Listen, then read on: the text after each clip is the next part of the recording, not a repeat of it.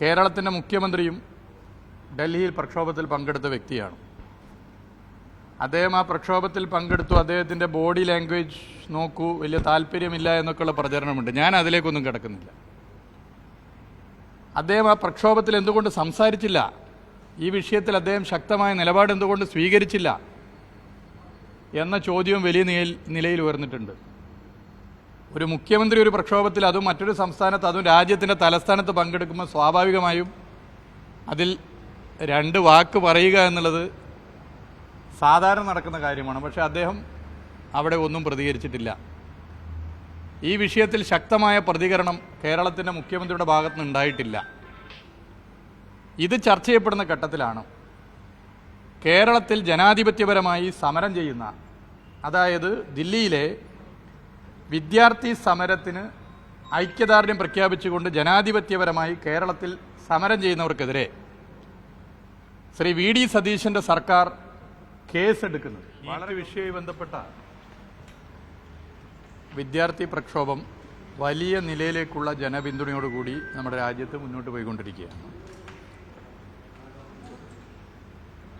രാജ്യം ഭരിക്കുന്നവർ എല്ലാ നിലയിലും അതിനെ ചെറുക്കാൻ ശ്രമിച്ചിട്ടും ചെറുക്കാൻ പറ്റാത്ത സ്ഥിതി വരുന്നു. പല സോഷ്യൽ മീഡിയ പ്ലാറ്റ്ഫോമുകളും ബാൻ ചെയ്യുകയും കട്ട് ചെയ്യുകയും ചെയ്യുന്ന സ്ഥിതി ഉണ്ടാകുന്നു. എന്നിട്ടും വലിയ നിലയിലേക്കുള്ള പിന്തുണയാണ്, ജനകീയ പിന്തുണയാണ് ലോകത്തിൻ്റെ വിവിധ ഭാഗങ്ങളിൽ നിന്നും ഈ പ്രക്ഷോഭത്തിന് വരുന്നത്. ലോകത്തിൻ്റെ വിവിധ ഭാഗങ്ങളിൽ ജീവിക്കുന്ന ഇന്ത്യക്കാർ ശക്തമായി ഈ പ്രക്ഷോഭത്തോടൊപ്പം നിലകൊള്ളുന്നു. ഇന്ത്യയിലെ വിവിധ സംസ്ഥാനങ്ങളിൽ ഇതിൻ്റെ ഭാഗമായി അത്യുജ്വല പ്രക്ഷോഭം ഉയർന്നു വരികയാണ്. കേരളത്തിലും വലിയ നിലയിലേക്കുള്ള പ്രക്ഷോഭം ഉയർന്നു വന്നുകൊണ്ടിരിക്കുന്നു. രാജ്യത്ത് ഈ പ്രക്ഷോഭം നടത്തുന്നവരെ ഭരണഘടനാ വിരുദ്ധമായി ഭീകരമർദ്ദനവും കള്ളക്കേസുകൾ വലിയ വകുപ്പുകൾ ഉപയോഗിച്ച് ചാർത്തുകയും ചെയ്യുന്ന സ്ഥിതിയാണുള്ളത്. ഭരണഘടനാ വിരുദ്ധമാണിത്. പ്രതിഷേധിക്കാൻ, പ്രതികരിക്കാൻ ഏതൊരു പൗരനും അവകാശമുള്ള രാജ്യമാണ് ഇന്ത്യ. പക്ഷേ കള്ളക്കേസ് എടുക്കുന്നു. ഭീകരമർദ്ദനം ഇതിൻ്റെ ഭാഗമായിട്ട് വിദ്യാർത്ഥികൾക്കുണ്ടാകും. ഡൽഹിയിലും വിവിധ ആളുകൾ പ്രക്ഷോഭത്തിൽ പങ്കുകൊണ്ടു. കേരളത്തിൻ്റെ മുഖ്യമന്ത്രിയും ഡൽഹിയിൽ പ്രക്ഷോഭത്തിൽ പങ്കെടുത്ത വ്യക്തിയാണ്. അദ്ദേഹം ആ പ്രക്ഷോഭത്തിൽ പങ്കെടുത്തു. അദ്ദേഹത്തിൻ്റെ ബോഡി ലാംഗ്വേജ് നോക്കൂ, വലിയ താല്പര്യമില്ല എന്നൊക്കെയുള്ള പ്രചരണമുണ്ട്. ഞാൻ അതിലേക്കൊന്നും കിടക്കുന്നില്ല. അദ്ദേഹം ആ പ്രക്ഷോഭത്തിൽ എന്തുകൊണ്ട് സംസാരിച്ചില്ല, ഈ വിഷയത്തിൽ അദ്ദേഹം ശക്തമായ നിലപാട് എന്തുകൊണ്ട് സ്വീകരിച്ചില്ല എന്ന ചോദ്യവും വലിയ നിലയിൽ ഉയർന്നിട്ടുണ്ട്. ഒരു മുഖ്യമന്ത്രി ഒരു പ്രക്ഷോഭത്തിൽ, അതും മറ്റൊരു സംസ്ഥാനത്ത്, അതും രാജ്യത്തിൻ്റെ തലസ്ഥാനത്ത് പങ്കെടുക്കുമ്പോൾ സ്വാഭാവികമായും അതിൽ രണ്ട് വാക്ക് പറയുക എന്നുള്ളത് സാധാരണ നടക്കുന്ന കാര്യമാണ്. പക്ഷേ അദ്ദേഹം അവിടെ ഒന്നും പ്രതികരിച്ചിട്ടില്ല. ഈ വിഷയത്തിൽ ശക്തമായ പ്രതികരണം കേരളത്തിൻ്റെ മുഖ്യമന്ത്രിയുടെ ഭാഗത്ത് നിന്ന് ഉണ്ടായിട്ടില്ല.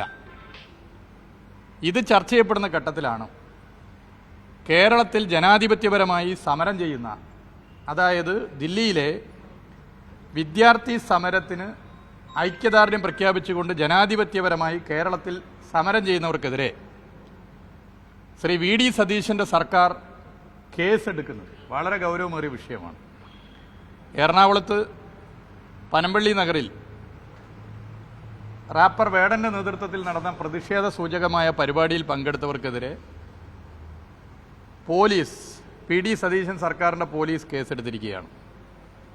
കേരളത്തിൻ്റെ പല ഭാഗത്തും നടന്നിട്ടുള്ള ദില്ലി സമരത്തിന് ഐക്യദാർഢ്യം പ്രഖ്യാപിച്ചിട്ടുള്ള പ്രക്ഷോഭങ്ങൾക്കെതിരെ പോലീസ് കേസെടുക്കാൻ വേണ്ടി പോകുന്നു എന്നുള്ള ഞെട്ടിക്കുന്ന വിവരമാണ് ഇപ്പോൾ പുറത്തു വന്നുകൊണ്ടിരിക്കുന്നത്.